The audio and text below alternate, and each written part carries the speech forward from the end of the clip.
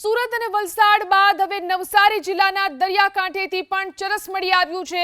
જલાલપોર તાલુકામાં ઓરેન્જ માછીવાડ ગામના દરિયાકાંઠે 50 થી વધુ પેકેટ ચરસ મળી આવ્યું। 60 કિલો આ ચરસની કિંમત 30 કરોડ રૂપિયા થાય છે।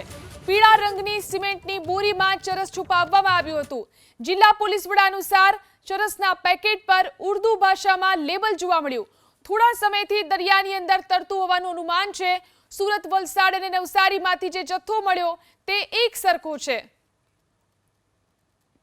ऊंजल बीचना चांगली फलिया થી ઉત્તર દિશાના તકરીબન 5 કિલોમીટરના પટ્ટાની અંદર 5 જુદી જુદી જગ્યાઓથી ટોટલ મિલાવીને 50 પેકેટ નાર્કોટિક ડ્રગ્સ બરામદ થયા છે। તે એફએસએલ દ્વારા સ્થળ ચકાસણી કરાવતા આ નાર્કોટિક ડ્રગ્સ હશીશ હોવાનું પ્રાથમિક દ્રષ્ટિએ પ્રસ્થાપિત થાય છે। તમામ પેકેટ અંદાજિત 1200 ગ્રામના છે। ટોટલ સીઝર આ પેટ્રોલિંગ દરમિયાન 60 કેજીસનું થયું છે, જેની આંતરરાષ્ટ્રીય માર્કેટની અંદર અંદાજિત કિંમત 30 કરોડ રૂપિયા આંકી શકાય છે।